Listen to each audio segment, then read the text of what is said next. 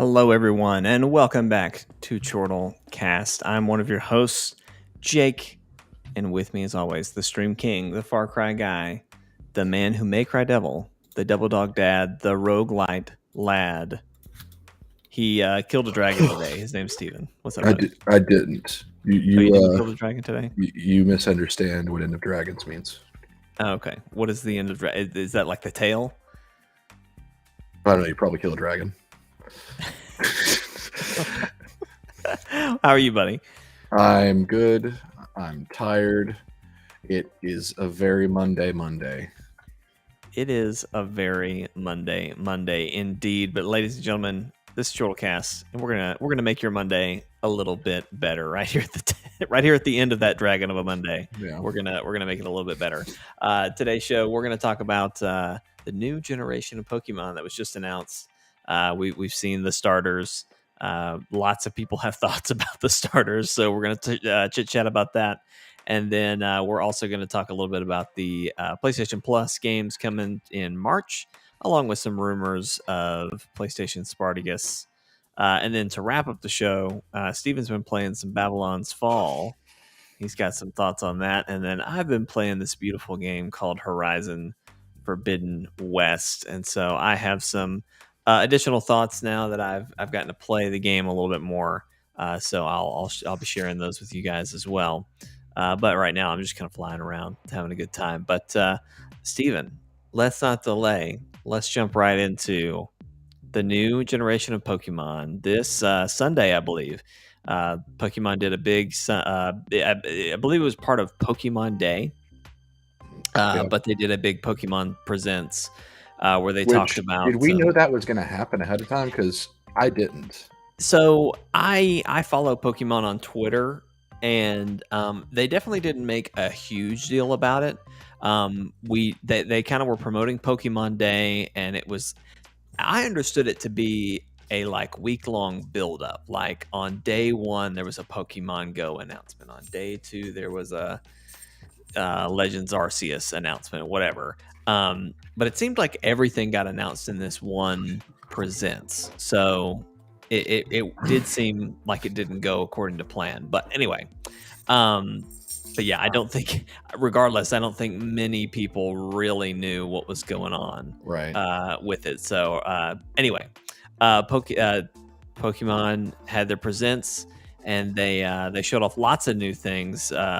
For instance, Pokemon Go is getting an update with the Alolan Pokemon now. So Pokemon Go is finally caught up to the Alolan region. There have always been Alolan, I almost said variants, Alolan, I guess maybe they are variants. I don't know. The Alolan types of certain, Gen 1 Pokemon, Gen 2 Pokemon. But now we're finally going to be getting into those. They talked about some DLC for, I don't even know if it was DLC so much as just an Outbreak update for Pokemon Legends Arceus. So yeah, just kind of some updates to that. There was some stuff for Pokemon Cafe, which I forget is a thing. Anyway, just some smaller things. But then at the tail end, they said, but wait, there's one more thing. And they showed off this really cinematic trailer of this dude walking around some undisclosed building. Okay. Gave me personally, Steven, I don't know, you're a bigger fan of this, but what is it, the Backrooms YouTube thing that you're had those kind of vibes, because it was just like, where is this guy? That's strange. Because why is he? Well, yes, it was a very weird way. Have you seen this? No. I thought it was a big time waster, because it's a security guard walking around some building that is just covered in neon lights, and he discovers a door that's got a light on. He goes in, and like everything has been super high tech up until he goes in that door, and then it looks like your grandfather's like man cave library office. Okay, like it's just very like wood tones, random nautical. He's got a boat wheel in there. You know what I mean? Just very, very. It looks like something straight out of Uncharted. Okay. And then I think it was a book maybe that turns. No. There's just a random painting on the wall that is the source of the light, and then he kind of looks at it, and then he sees into the new Pokemon game, which they showed off quite a bit of like the region itself, fully open world. Pokemon are wandering in the wild. You say open world. That is what they are calling it, Steven. They are promoting it as an open world mainline Pokemon game. Okay. So again, based on what I saw, it looked like they took what they did with I think they called it the wild area in Sword and Shield. Yeah. And uh-oh. Looks like Asher's awake. Let me go take care of him. Steven, we're going to just take a hard left. Why don't you talk about Babylon's Fall? Okay. Sorry. Oh, you're good. Let me just... Oh, hold on, guys. Cool. I'm not going to talk about Babylon's Fall because I kind of want Jake to be here for that conversation. Instead, I'm going to talk about the game I'm currently playing, Guild Wars 2. The End Dragons expansion came out today. We've been waiting on it for a while. Checking on my dogs. So I'm not actually playing the expansion right now. I'm actually working on one of my other characters while I wait to do story stuff with friends. But the expansion takes you to the region of Kantha, which is based on Asian, like ancient Chinese, Japanese kind of culture and architecture and stuff like that. Which it's a big deal for me because in Guild Wars 1, what's that? Oh, okay. In Guild Wars 1, there were 3 expansions, and one of them was factions, and it took place in this region of Kantha. And Guild Wars 1 takes place like almost like maybe a couple hundred years before this game in the story. So I've been really looking forward to seeing how that area changed. Like the introduction of dragons again and all that stuff. I've been very curious, and I've always loved the region. And based on what I've played so far, I thought all the stuff with Kantha itself, like just the way they like the area, the map,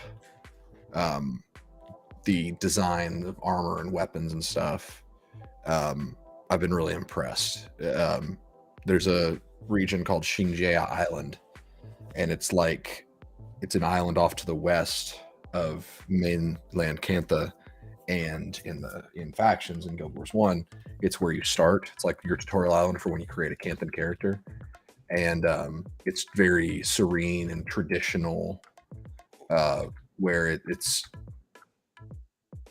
like there's like cherry blossom gardens everywhere, like petals flying through. It's very, very beautiful. What you think of when you think of just a beautiful Asian scenery. And in this game, even though it's been like 200 years in game, Xinjia has remained traditional. So it was like stepping back into factions, which was really cool. I didn't talk about Babylon's Fall, Jake. I decided to talk about Guild Wars instead because I wanted you to be here for the Babylon's Fall stuff. I as I listened, I was like, he's definitely not talking about Babylon's Fall. So, sorry about that. Are you at a good point where I can branch back to Pokemon? Yeah, that's honestly, I was talking about End Dragons, but that's basically the extent of my experience so far.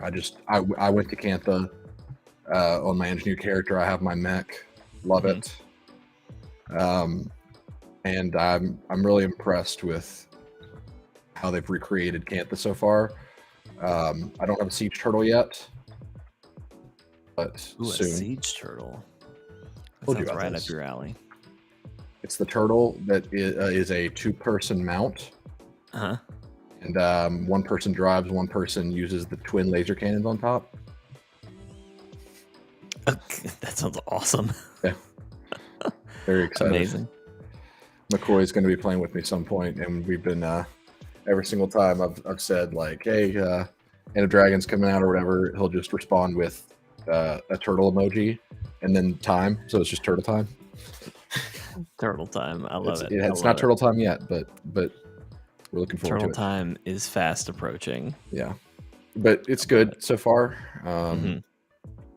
But the story is bad. The characters are bad, but that's a Guild Wars 2 problem. Like, whoever's the head writer over there is so obsessed with certain characters, and you could tell like a bad writer writes with favoritism with certain characters. And whoever the main writer is for this game suffers so much from that, to where like there's a certain character who I despise. It's this little Asuran who is a know-it-all, like Gullimancer or whatever, and her name's Timey. And this game throws her in your face every possible chance it can, and I cannot stand her. And to the point where like it makes other characters look bad just to give her good moments. I hate that. It's so annoying. But yeah, writing's terrible, but the world design is great. The art's great, music's great. Moving on. Moving on. Well, sorry, back to Pokemon then, folks. Anyway, it looked like it looks into the image. They showed us some of the world. It looked like a lot of the wild areas, just like bigger and better versions of those. But again, they're calling it open world. It did remind me a lot of Legends of Arceus. It looks like a higher fidelity version of Legends of Arceus.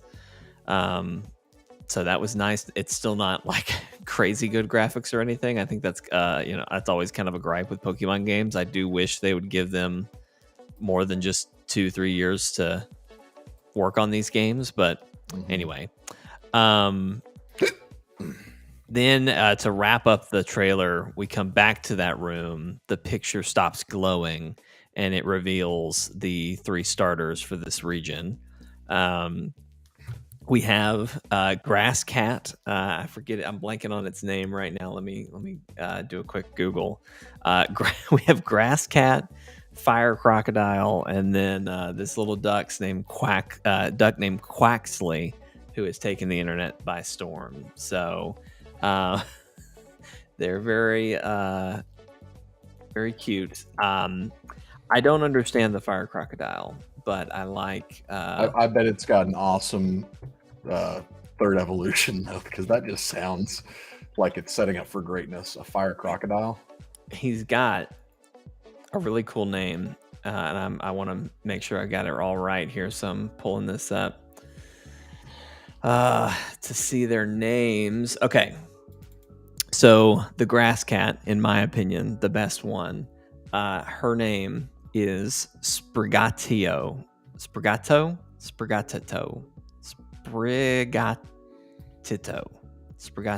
That's what I'm going to go with. It's a little grass cat. Her special move is called Overgrown. Sprigatito is a capricious, attention-seeking grass cat Pokemon. That's her description. What's funny to me about her is she looks like just a normal cat.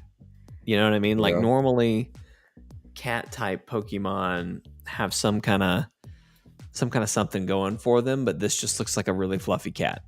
So I'm excited. That's probably right now. That's who I'm going with. I want to see the final evolutions, but that's who we're going with right now. Then the new fire type. His name is Fucoco. and he is a fire croc Pokemon. He to me he looks like a fire dinosaur, but they call it a fire croc. He has a special move. His special move is called Blaze. His official description says the laid-back fire croc Pokemon that does things at its own pace. So Okay. he's a little. He looks kind of like a hot chili pepper to me. He's got like a chili pepper shape with legs and arms. And then there's the new water type, Quaxley. Quaxley looks like Donald Duck. If we're gonna just call it what it is. He looks like Donald Duck. He is an earnest and tidy duckling Pokemon, is its description. So anyway, the new games are Pokemon Scarlet and Pokemon Violet, which I'll be honest, when I saw those names, I thought, oh, this isn't real. That's what I thought too. I thought this is a joke. Because I forget who, maybe it was Brody. Brody shared the image. It was me. Oh, was it you? Yeah. You shared the image of the names of Scarlet and Violet. And I literally just was like, this is fan real. game. Yeah, it's fan game. What is he sharing? Like this can't be real. But believe it or not, here we are, folks. It's real. Scarlet and Violet. I'm kind of excited by the name because every other Pokemon game I've pretty much known based on just the title which game I was going with. Like Sword and Shield, obviously I'm going with Sword. Sun and Moon, it was going to be Moon, or it was going to be Sun any way you slice it. But Scarlet, Violet, like, okay. Like I guess I'll wait and see what you have to show me, but I guess at this point I'm going to go with Scarlet, but we'll see what's there. But anyway, Steven, what are your thoughts on this new generation of Pokemon? It feels weird that we're here just because I feel like we've had so many Pokemon games lately. But what are your thoughts? I don't think I have any thoughts. I don't know. It's another Pokemon game. Starters have never sold me on anything. Right. You don't keep the starters for so very long, right? They're gonna evolve pretty quick. I mean, well, yeah, but I mean, we don't know what Quaxley is gonna evolve into. Exactly. We got to see. We got a lot to see. A lot left to know, but and I've never been a huge Pokemon fan, so for me, it's just kind of like interesting that they're announcing a Gen 9 this quickly after Arceus came out. Right. But we'll see what happens. Well, I'm mainly excited that at the very least it seems like they've expanded on the wild area. I guess motif would be a way to say that, but just they've expanded on the wild area, which is a huge thing, and I hope it is as expansive as the just Legends of Arceus being, pretty much fully open world. I really hope they lean into a lot of what they did there and just give it the mainline touch, of just like, okay, this is Pokemon now. Like, this is what it's going to be like. So I hope they expand on a lot of those systems. But as far as the starters, I'm with you. It's like there's a lot left to see. There's a lot left to know. I want to know what they evolve into. I want to know what I'm getting into with these Pokemon. But right off the bat, I definitely am leaning towards the grass type or the Quaxley. I've never gone with a water type as my starter. So really, I've always you weren't the Greninja person. No, I like Greninja, but I still went with the Fennec Fox that generation, the Firefox. Yeah. And big regret because I don't think I looked at the evolutions there. Yeah. And I hope what happened to Fennec. I think that was his name. Fennekin. It's something like that. Fennekin.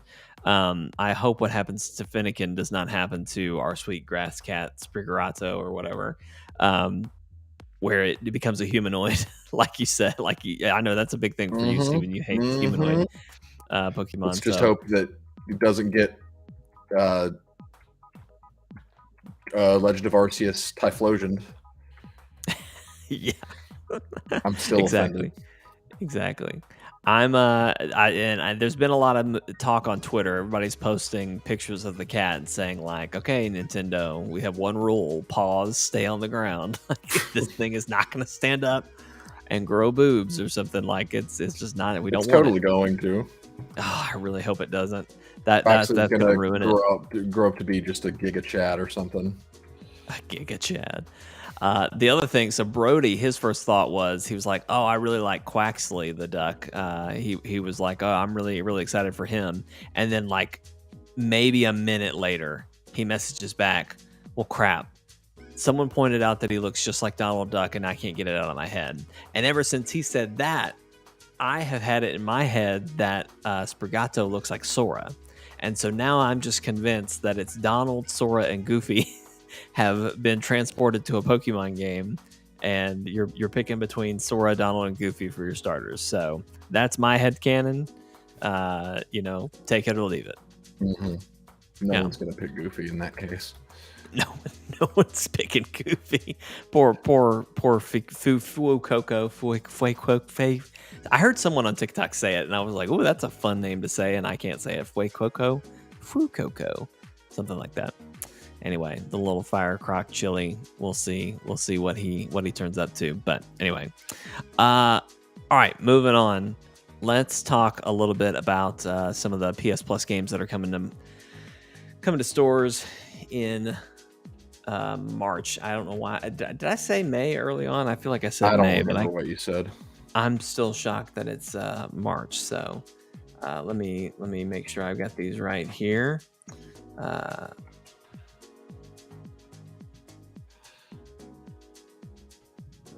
Got it. Like a long pause for you. So the PS Plus games for March are as follows. We have Survival, Ark Survival Evolved, Team Sonic Racing, Ghost Runner, and as kind of a bonus, they're giving everyone access to Ghost of Tsushima's Legends. So the multiplayer mode for Ghost of Tsushima Legends is here in full force. Everyone now has access to it and can play it, and I highly recommend that you do because it's a lot of fun. Yeah, it's great. We really liked it, and I'm excited to see what they do with their next either the sequel or to that and just Ghost of Tsushima. So, but then also Blade Runner, Steven, Ghost Runner, thank you.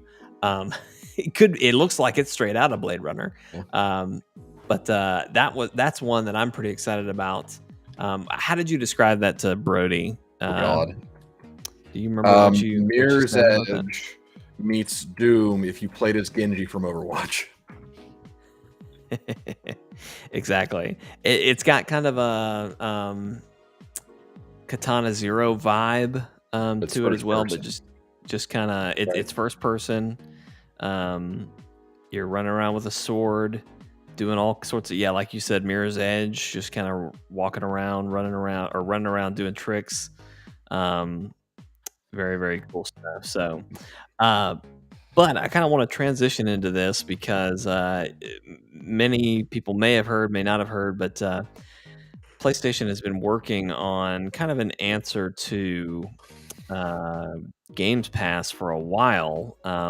I think we've kind of assumed they would do something and have kind of wondered what are they going to do. But some time ago, we got confirmation that they were working on something that was codenamed Project Spartacus. And so we've kind of been speculating on, what's that gonna turn into? What's that gonna be?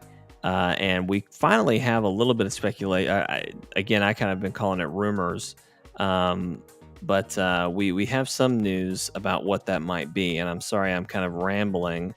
I am trying to find the tweet from Jeff Grubb, and I cannot find it. I guess I need to just Google. this. So, but anyway, basically, Jeff Grubb is somebody in the industry who usually is getting kind of scoops like this. So let me Google this real quick. Jeff Grubb Project Spartacus. I really hope that if the naming structure is not going to have Spartacus in it, but I really just, in the back of my head, I want it to be Kratos somehow, Kratos somehow is the logo. I've been trying to think of why Project Spartacus. It's got to be something related to Kratos. I don't know. Maybe it'll launch with God of War somehow. I don't know. Anyway, all right. So Project Spartacus. It's rumored that it's going to be launching by the end of oh wow. Okay. He is saying it could launch by the end of this month, meaning March. He claims that the service will retain PlayStation Plus branding and divide the service into 3 tiers: Essential, Extra, and Premium, priced at $10, $13, and $16. I'm assuming that's a month. He didn't specify that, but that would monthly. Make sense, right? And then, as per the initial report by Bloomberg, the base Essential tier will essentially just be PlayStation Plus, the service as it is today, allowing online multiplayer and offering monthly games to users. The Extra tier, however, functions more like Game Pass, offering around 300 downloadable titles that get disabled once the service expires. So if you leave the service, you don't have access to those games anymore. The Premium tier is reported to give subscribers access to classic games, the cloud streaming, in addition to the aforementioned perks. Although Jeff is unsure what the term classic game entails, the Bloomberg report had confirmed that it features a roster of games from PlayStation eras such as PS1, PS2, PS3, alongside with demos, which are difficult to obtain outside the service digitally. So basically, it looks like it is kind of combining PlayStation Now and PlayStation Plus, but then also throwing in a little bit of flair, trying to catch a little bit of the magic that is Game Pass. So, which is interesting. I had listened to somebody talk about this earlier today, and something that I got confused was I thought it was the final tier that had the Game Pass type library with 300 downloadable titles. Right. But it's actually the middle tier. And so the third tier being all of that plus classic games. So basically what you have for PS Now. I mean, for me personally, I don't need all of that. I don't have now, and I don't really want now. I want a PlayStation version of Game Pass. So it makes sense that would be the final tier, because the majority of people are going to have that mindset to where they would be like, well, I don't need this classic stuff. I just want the Game Pass stuff. So I want the more current things that are going on and coming around. One thing that I'm a little nervous about reading this now is the cloud streaming. I don't know how many people do this, but I do oftentimes use the remote play feature on my phone which I don't travel as much as I used to. But when I'd travel, I'd usually, sometimes I would actually play a game, like actually try to attempt to play something. I did a lot of Crucible with remote play, which was torture. I don't recommend it for anybody. I've done a couple remote play. Well, the combination is especially bad, but I wouldn't recommend it either. But I use remote play a decent amount, so I would really hate to lose that ability with my PlayStation Plus subscription. So I really hope it's not talking about that. I assume it's talking about like how with PlayStation Now you can stream certain games instead of downloading them. That's going to be what they're referring to. I hope so, because they wouldn't take away that feature. Right. I would think not. That would be pretty crazy. But Yeah. anyway, um, what do you think of all this so far, Stephen? What's kind of your take? I think it sounds promising. It's Yeah. gonna need to be current Hmm. to really be able to compete. Like, don't just be like, oh yeah, here for having this service, here's a bunch of PlayStation 4 classic games. Well, they already do that with Plus, but Right. it can't be something like that. It needs to be something akin to launching on PS Now or Right. launching a week after launch on PS Now. It needs to stay Yeah. fairly current to what's been coming out. Otherwise, it's not going to be exactly what it needs to be. And Well, I say that, but I don't know if it needs to do that. But I think that's going to be something that really makes or breaks the reception of it. yeah. No, I completely agree. And it's funny. I think it's Shadow Warriors 3 Yeah. is actually launching on PlayStation Now, Yeah. which is kind of exciting. Again, just kind of looking to, oh, maybe they're going to do this. Right. What I am kind of expecting and kind of what I hope is, the big games like Horizon Forbidden West, God of War, Ragnarok, whatever the next Last of Us is, just the big Sony titles. I expect that those will not launch day and date on Right. these services like like Xbox launches all of their first party things. I imagine those are going to stay, the $70 premium, you pay for it, you get it, whatever. But I wonder if games like Little Devil Inside, Stray, just some other indies that aren't necessarily exclusive to PlayStation, but have kind of been showcased a lot on Yeah. PlayStation State of So something Plays like a or Babylon's Fall or something like that. Babylon's Fall would be a great example. Stuff like that. That's just like it's kind of synonymous with the PlayStation name, whether it's exclusive or not. I wonder if those types of things will be what's in that collection of 300 games that you get, that you have access to, you can download and play. And I think something like that is exciting. Just Yeah. some smaller titles, indie titles, but like you said, newer things that are getting launched on there or coming to it pretty shortly after being launched. That's the stuff they need to do with that. We can't just have two PlayStation Nows, right? We Right. can't just have a library of games that are 5 or 6 years old, but hey, they did come out on PS4, and then a bunch of, another collection of just older than that games that are older than that, of PS1, PS2, and PS3. And So I really hope, and they may have already confirmed this, I don't know, but I really hope that it's not all cloud streamed, because that's how PlayStation Now is for the it said most part. downloadable for the 300 for that middle tier, which they compared to Game Pass. So hopefully, that is what it'll be. And again, talking about the cloud stuff of just like, okay, what are they really doing with the cloud stuff? What does that really mean? Hopefully that's in the third tier in relation to what is in PS now. So Yeah. hopefully that'll all work out. But I guess we will see. We will see where that all comes out, where that all nets out. All right, Steven, from here, do we want to jump into some Horizon conversation? Let me kind of wrap up talking a little bit, or do you want to jump in and talk about Babylon's Fall and then we You can toss tell it back me. to me? I'm up for whatever. I just took a sip of coffee. I'm energized. My lips are wet. I can keep talking, or I can just I can take a seat.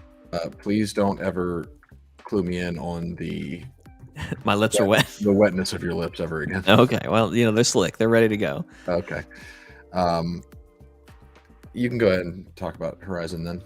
Okay, all right. I don't know how much I have to say, but I did just kind of want to pipe in. I think it was last week had been my first week with the game. I hadn't done much. I was working on getting this beautiful mount. That was kind of my main objective. And then By the way, well, here, I'll do it for you.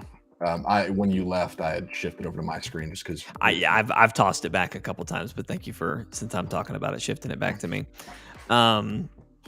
this beautiful mount, this little sunwing, this beautiful creature. I was basically beelining to the moment where you get this, and it is the next to last story mission. So if you want to be able to fly in this game, you've got to play the whole game. But I've since then been going back and doing a lot of side content, side missions, basically just taking the time that I would have spent normally, uh, taking my time in different areas, doing every little thing before I moved on. I've kind of been backtracking and doing that. But one thing I did mention in the, well, first off, let me talk about the bird because the flying mount is amazing. I cannot overstate how awesome it is to just jump off a cliff and call your bird, call the sunwing in, and it literally grabs you with its talons, flips you over its back, and you land on it, and then you take off and you're off. You're off and away. You can fly over a town, just press a button to jump off. You can glide into town. When you're ready to leave, just call the bird in and go. It is so convenient, so awesome. And even from just like, I've been doing story missions, right? And so like a few missions ago, there was a murder mystery thing that was happening, right? And we discovered this person was missing, and they're trying to get away. And this didn't happen. Like, Aloy didn't say this, but in my head, I was just like, there's nowhere she can run from me. Like, I will catch her with my bird. Like, this is no problem. Like, and even like during cutscenes, the sunwing is circling you. And so like every now and then someone will say something and the sunwing will just kind of fly in the background. And so it's really, really awesome. But this segues great into another thing that I've kind of noticed that I want to kind of praise the game about is I've been super impressed with how contextual, and I guess that's maybe a good way to say it, but how contextual the game has been. So obviously I mainlined a lot and skipped a lot of side quests. But there were several side quests where like I took the quest, but then just never went to do it. And so a lot of story had transpired between the moment that I first talked to the person and the last time that I talked to the person. And so, for instance, getting the bird is a huge moment. You come in and you do some really cool stuff. Well, the person who I got this quest way before, like, not even halfway through the main story campaign. When I meet up with them to take the next part of that quest, they comment about the amazing thing that I did to save their people with the bird or whatever. And even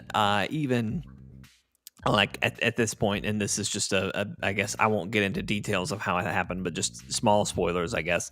There are rebel factions, right, in the game, and you're fighting these rebel factions. Well, I've defeated the rebel leader already. So how does it look that I've done none of these outposts? Now I've got to go do all the outposts. Well, they comment on that. They're like, well, even though you've beaten this person, it seems like they have another, like, their second in command. That's a nice touch. Seems to be, they're still following them, like they're still resisting, but like they comment on it. You know what I mean? Because that's a nice. There's another game that did that, and I can't put my finger on what it is, but I've always liked it when the side content has that mainline context. Yes, yeah, but just like there's lots of little things like that where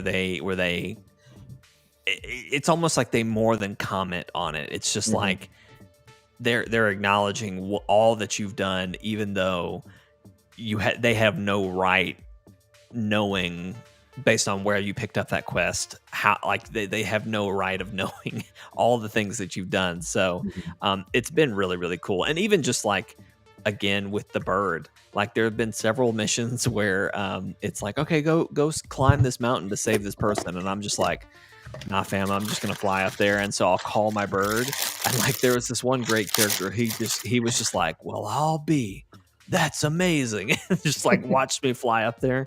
But like the game lets you do that. It doesn't stop you from using your bird to kind of cheese your way through some missions just to do things a little faster.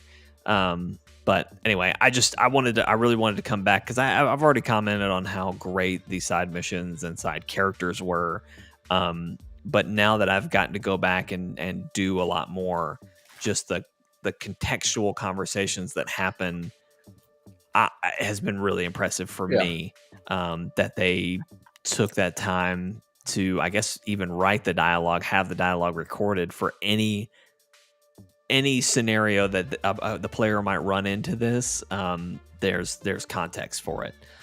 So I really appreciate that, and it's one of the reasons why I love to do all of the story or all the side content before I finish a story, because you never know what little thing you did in a side content that might come back around in the main story. So I just love that, and I think it's just really cool that they took that extra step to make that contextual. So anyway, Horizon's super fun. I am Horizon Zero Dawn. I liked this. I love this. Has been really good. I've gotten a lot better at the combat. The combat has been a lot better situation for me. I kind of had to just tell myself, like, look, if it's just driving you crazy, just knock it down a difficulty. Like the game doesn't penalize you for that. I've had several times where I was trying to do something and by no fault of mine, and honestly, I don't even think the game intended for things to happen quite like it did. Sometimes you'll just turn around and there will be 20 monsters or machines around you, and it is insanity on screen. Like, there are so many attacks happening, and so when in those moments I knock it down to story mode and I one hit everything because it's just like I don't, there's no way I can take on 15 machines. I don't even know why there's 15 machines in this area. It's like, it's to pick up like one chest that doesn't have anything cool in it. So anyway, I highly recommend it. It has become one of my it has cemented itself as one of my favorite PlayStation franchises now, for sure. But anyway, all right, Steven, I've talked enough. Babylon's Fall. Well, let me ask you this too. Have you thought anymore? Are you thinking you might get Horizon at some point, or are you just kind of coasting? Maybe a long ways from now you might get it. It's gonna be a while, but I'm gonna pick it up. Okay. Also, I switched over cameras because it's about to show Xinjiang, so you can see how beautiful this game is. I love it. But even like right now, look at that. It's like a freaking painting in this place. It does look really nice. I was about to do a sweeping shot where it introduces the title screen. But Babylon's Fall is a new game from Platinum. Yeah, look at this. Oh yeah. Yeah. It's by Platinum Games. They did the Nier franchise. They did Vanquish, I think. They're basically known for their good combat games. Mm-hmm. Your Bayonetta's, your I hate Bayonetta. I know. I'm sorry. That's the first thing that came to my brain, and I can't think of anything else. I didn't even know they did Bayonetta. They did Astral Chain. Astral Chain. Mm-hmm. But it is a looter slasher done by Platinum. It's going to be a service title where it's like a dungeon crawler where you and up to 4 people go through dungeons, get loot, make your builds, blah blah blah blah. The story makes no sense. The story, you are a prisoner or something, and you are brought to Babylon, and this guy named Isham, who looks like a captain, talks like a jester, but he's actually the blacksmith. Okay. He's like, oh, behold your new sentinels. Let's put on their Gideon coffins. And you're like, Gideon, what? And they put on coffins? Gideon coffin, yes. Okay. They put this thing on your back. And it kills every prisoner but you and 2 others instantly. But you 3 are the ones that are alive. And so they're like, all right, go be a sentinel. And you're like, I don't know what that means, but okay. So you have your sword, you do the tutorial level, and then you're fighting this big boss. And then you're just like, what am I going to do? I can't beat this guy. And then some goddess character, because of course it's a Japanese game, just shows up and she's like, use your dynamis. And you're like, what? And then you have two ghost swords with you in addition to your sword. Okay. And so you can use these ghost weapons. And basically, so I'm going to be real mean to this game for a couple minutes. Jeremy and I streamed this on Saturday night, and the first 20 minutes was me complaining because I was waiting for Jeremy to finish the tutorial, but it's stuff that needs to be said. With that in mind,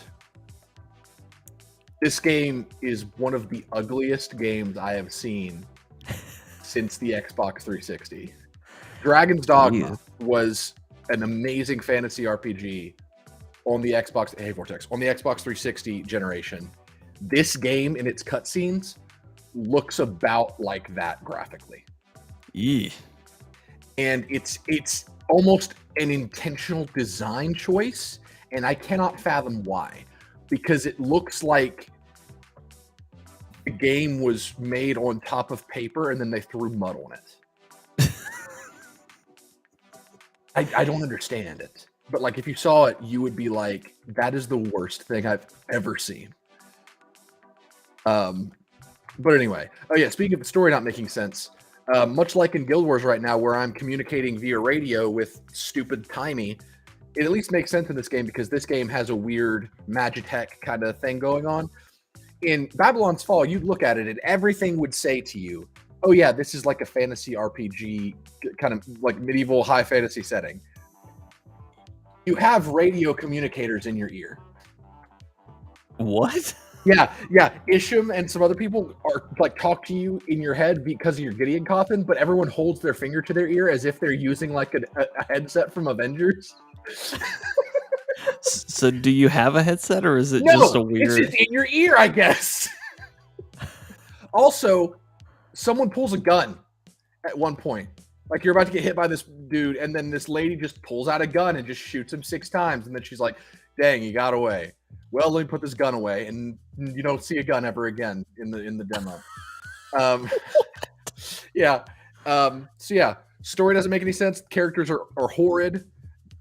Graphics are as horrid as the characters. But combat is very fast. It's fun.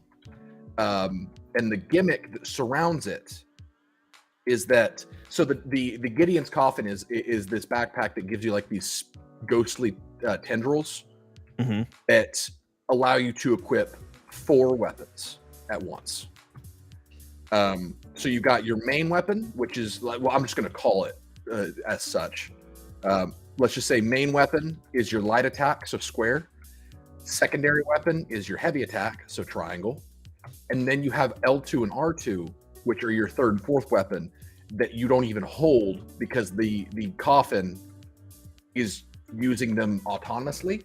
So what that means is if you use 4 swords, your light attack is going to be a quicker sword attack. Your triangle attack is going to be a heavier sword attack with a different sword.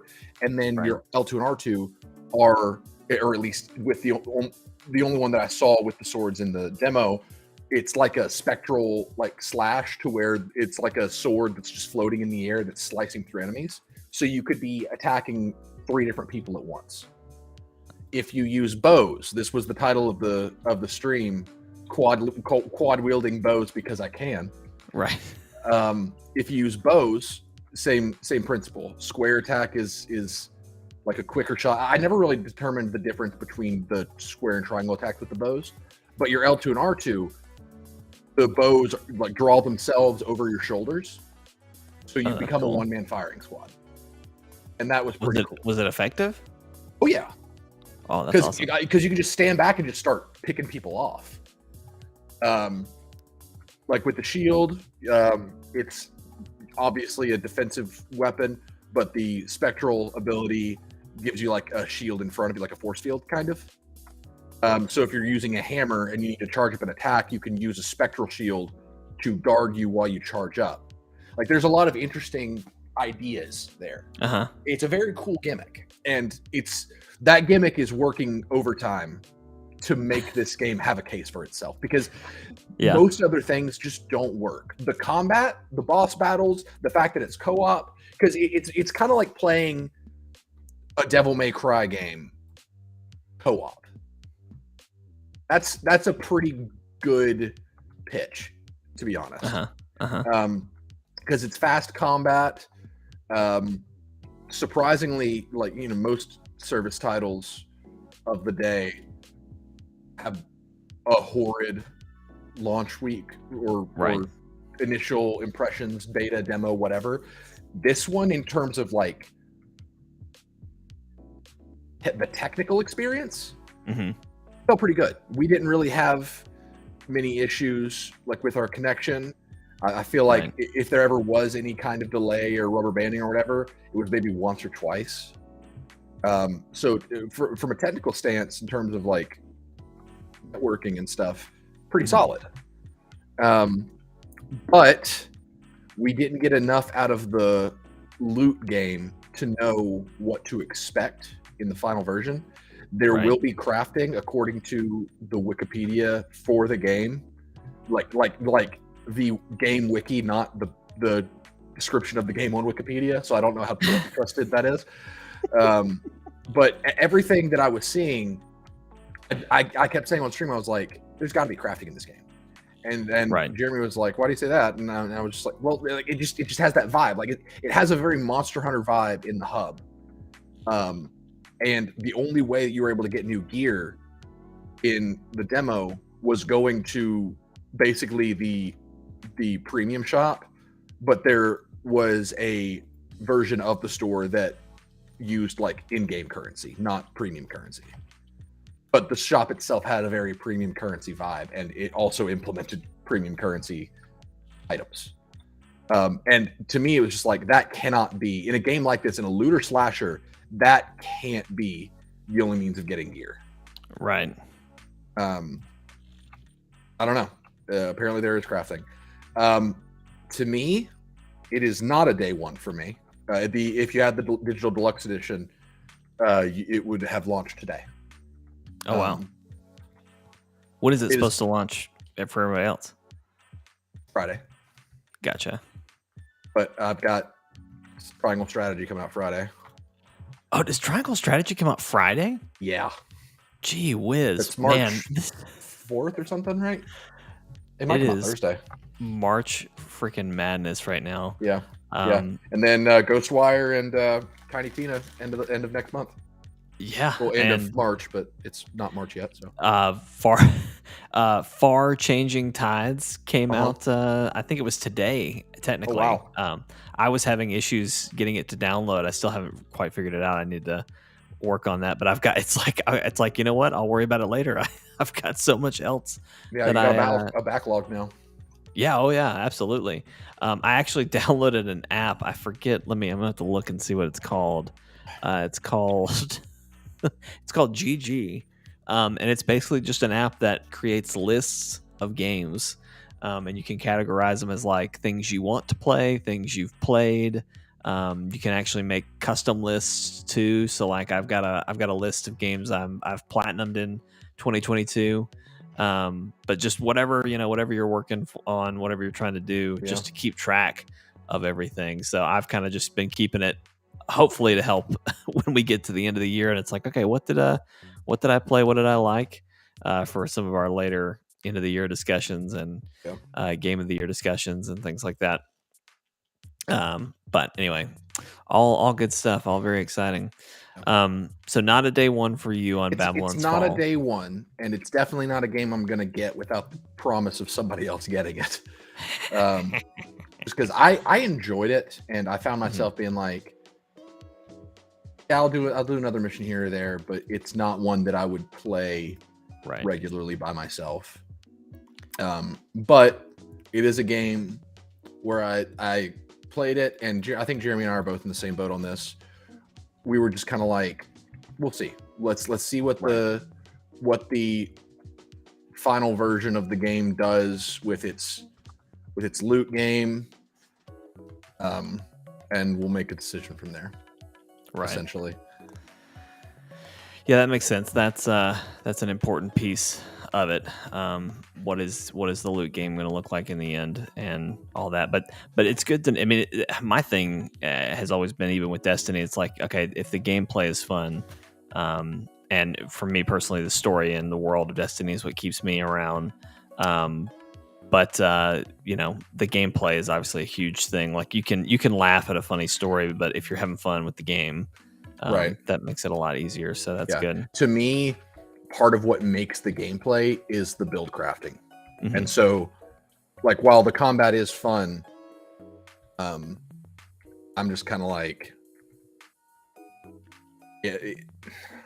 that only lasts me so long. But the reason I keep going back to the Division and not to Destiny is because I can build craft on Division. I cannot build craft on Destiny. Right. Yeah, that's a huge part of it. So, sorry, I'm fighting a giant snake, and I thought I was doing okay, and then it just kind of turned sour. Yeah. So I'm a little distracted. You're good.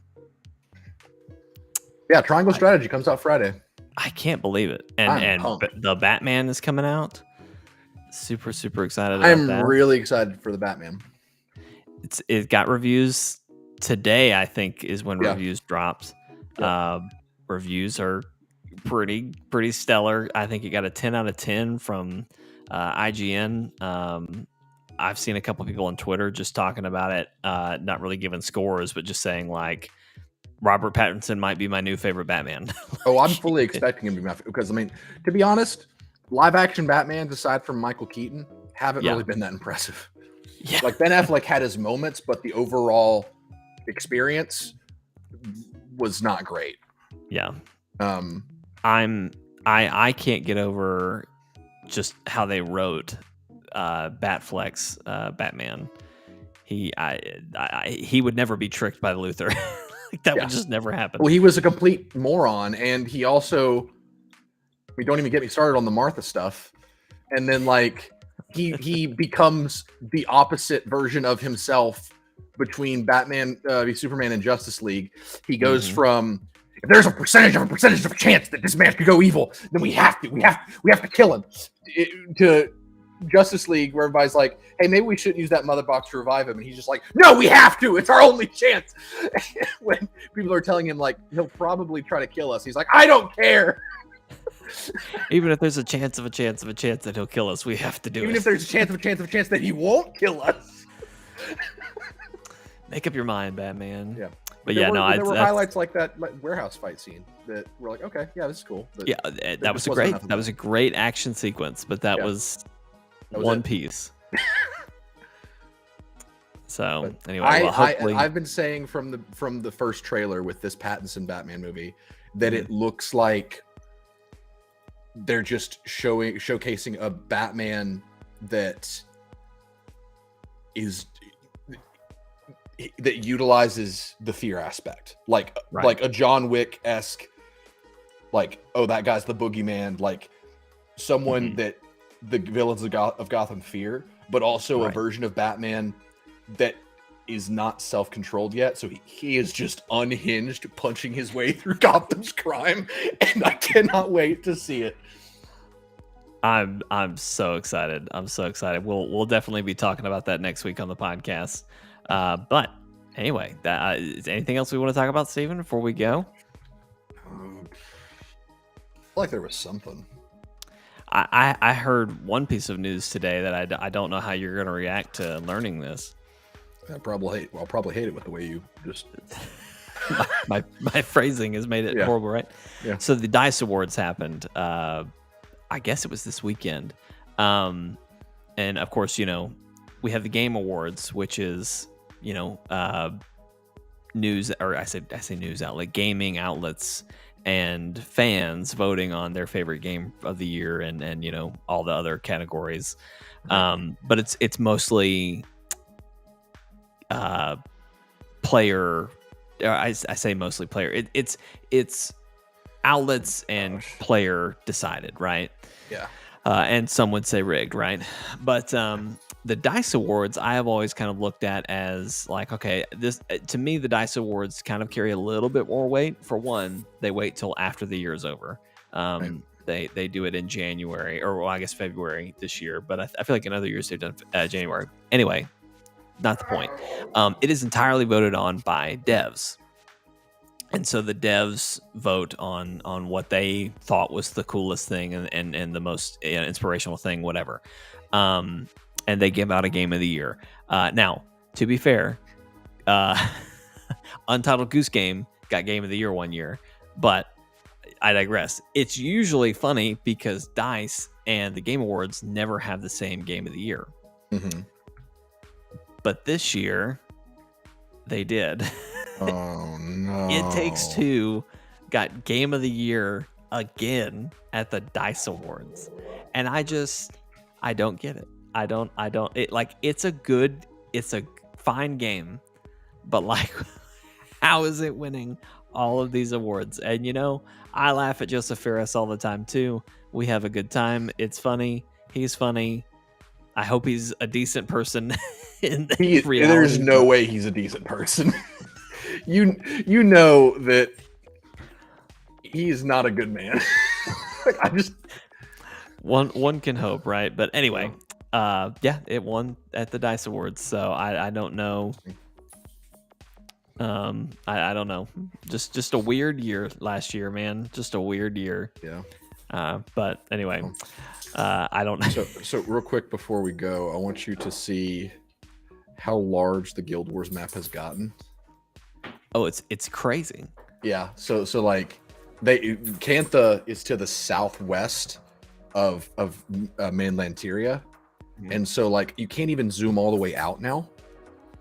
That's why. And so like hold on. So I'm at Cantha right now. This is everything they added with the new game. There's Xingjia. Yeah. And I'm actually going to show you. I haven't gotten to Kaining yet, but you can see it off in the distance. Mm-hmm. Kaining is like a large city. It's like all that right there. It's just this huge city. I'm really excited to go there. But yeah, like up here is the rest of the map. Like it's crazy to me how large this game's gotten. But yeah, that's insane. Yeah, over there in the distance you can see it. Those tall buildings. That's Kaining City. I like it. It has kind of a Genshin Impact feel to me. I don't know why. Well, it's the vibrant, bright colors. This is the expansion that just came out. Yeah, maybe that's what it is. The colors and everything. Yeah, and this is how Cantha looked in specifically Xingjia. This is how it looked in Guild Wars 1. So it's like they put it in a time capsule, which it makes sense. Something I appreciate about that is that Cantha locked itself off to the rest of the world, which is why we didn't know what it looked like until this expansion came out, because it's been like 200 years since the first game. Gotcha. And so it does make sense that even though they innovated mainland Cantha, that Xingjia, because it's basically a monastery, is like was the main thing about it, that it would remain traditional. Gotcha. And I love that they did, because the rest of the map is like super high tech now. But he made that joke earlier today, and it wasn't funny then. I just love how much he committed to it. Just like, one other game that came out this week that you and I haven't been playing, but I'm curious if you're thinking any more about getting. Are you going to get Elden Ring at all? Do you have any? Do what now? Eventually. Eventually, yeah. It's kind of in the same camp of Horizon. Where I've got so many games coming out in March that I can't. I would not feel right spending 60, 70, however much it is on that game when I know I'm going to have other games to play that are going to be like really pulling me. Yeah. And I don't know if I'd like. I think that if I stuck to Elden Ring. Like if I was able to power through, I would hit a point where I finally was like, okay, I get it. Like I'm enjoying this. Right. Kind of like a No Man's Sky kind of deal. But the problem is, one, I don't know if with all these other games coming out, if I'll have the time to push through that much. And also, I haven't gotten to play it, and it's a Souls game. And I always told myself that if there was a chance for me to enjoy a Souls game, Bloodborne was it. Mm-hmm. Because I love the aesthetic of a Monster Hunter in that kind of era, or that style. And I hate Bloodborne. I can't play it. Like, the combat that I played just wasn't fun. It was just mean. It was a mean game. But like, I wanted to like it, and I still want to like it, but I just, it just couldn't click. And so there's that part of me that would just be so worried that I would get Elden Ring and it'd just be like, I'd hit a wall where it's like, this isn't for me, but I just dropped $60 on it. Right. You've got a great point though about like, just there's so much else. Like that's a game that like, if there was nothing going on, I would give it a chance and try and struggle through it, because I don't have anything else I'm trying to play or trying to do. Right. But there's so much right now, and there's so much coming. There's just not time. That being said, though, I think it's our game of the year. I don't see it not winning game of the year at the VGAs, unless if Hideo Kojima stealth launches a game between now and November. That's the only thing that could do it, huh? Yeah, pretty much. I hate it for Horizon. I hate it for Horizon because it's so good, and Donkey said that. I watched his video and he was like, Forbidden West is always the game that will have launched 3 days before Elden Ring or something like that, which is true. Well, it's so crazy because like not to bring Breath of the Wild into every conversation, but when that was my whole story with Horizon the first time was it launched 2 weeks before Breath of the Wild, and I told myself, I was like, look, I'll play this until Breath of the Wild comes out, but I'm going to be lost to the world once I get Breath of the Wild on my hands. And so and that happened with Horizon, and I didn't care as much about Elden Ring, so I'm having a great time with Horizon. But I think everyone else is having that same experience of just like, well, Elden Ring's here now. I don't need Horizon anymore. It's that whole thing of like, the games that we often remember the most are the ones that we spend the most time with. And so when Horizon, you can have a great experience with it, but if you're like, honestly, of possibly the majority of the community right now, who has been waiting for Elden Ring ever since they showed that trailer for it to announce it, it's just kind of like, wow, Horizon's really good. But I spent 3 whole days on it. Elden Ring's here. Elden Ring's here. I don't have time. And so I feel like Forbidden West is going to be one of those games where it's not going to be appreciated in its time. Yeah. Like next year or months down the road or something, people are going to be like, wow, that Forbidden West game was really solid. I hate that I never got to beat it. That's how people were with Zero Dawn. Right. They were, and the PC launch for Zero Dawn was great because that helped a lot.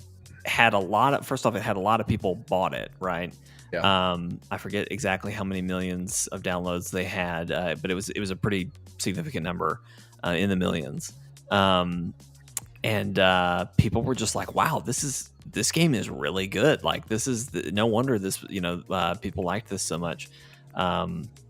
And even me, like I had kind of a rough time with it because again, Breath of the Wild came out, but I just hope that with their third game, which I'm pretty sure I haven't finished the story, but I'm like 95%, 99% sure really that they're gonna put a call for a third game at the end of this. Anyway, I hope their third game doesn't launch against something just that we've been waiting for so long, and then it does come and it does deliver. It's going to launch alongside like a Star Wars game or something. See, I don't even know. I have no idea what it could be, but something is going to happen. Anyway, Hopefully it'll have its what's time up, Joe? 2 Chortle streams in one day. What do we do to deserve this? I was distracting Joe from work today. There you go. Joe probably needed a distraction. You know, he's got a lot of stuff going. He's got a lot of machines he's running up over there.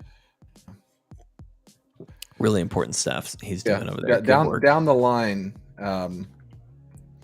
after your backlog has been defeated, I think you'd like this expansion a lot because it adds a lot to just kind of experiencing the world.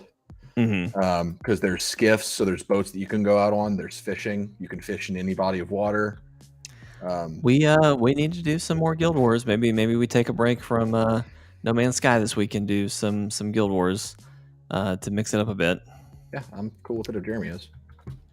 Well, I'm sure he'll be all right with it. You know, he'll be fine. He can handle it. He can take it. Yeah. But anyway, that's going to be it for this week for the podcast. Thank you guys for watching. Thank you for tuning in. Joe, he's got machines and stuff. You know, I understand. I understand what you do, Joe. Don't worry about it. Hope you've enjoyed it. We of course do the podcast every Monday night, but we also live stream on Thursdays, Fridays, and Saturdays. Now, Steven, I'm shooting a wedding Saturday. Yeah. That 3 of my family members are in. I'm bringing Asher to that wedding, and it's kind of going to be like a mini family. I don't know if vacations is the right word, but like we're all just going to hang out. So I'm out Saturday. Okay. I'm traveling down there Friday night, so I'm probably out Friday. You're going to see Bubbles the Batman Megalodon. Friday. Look at the turtle. I don't know why he's called the Megalodon. I love him. Okay. It's a big old turtle. Yeah. So what about Friday? Going to see Batman. So you're Friday. probably not streaming Friday, right? Probably. But it depends on what time we see Batman, because I don't think we've gotten tickets yet. Gonna be a weird weekend is what I'm getting to. So I'm sure we'll do something Thursday. Friday, Saturday is gonna be a little spotty. So just I might do a triangle strike. Oh, look, there's a skiff. Someone's driving their skiff. Oh, that's I'm on so my fun. skimmer. Yeah. But I'm sure at one point Friday or Saturday, probably Saturday, I'll do triangle strategy. If I feel like doing a solo stream. If you can do that Friday or Saturday, I might can do some far changing tides Friday at some point. So don't hold me to that, but I'll see if I can make that happen. But anyway, that's going to be it for tonight. Thank you guys for watching. We will see you next time. Bye. Bye, guys.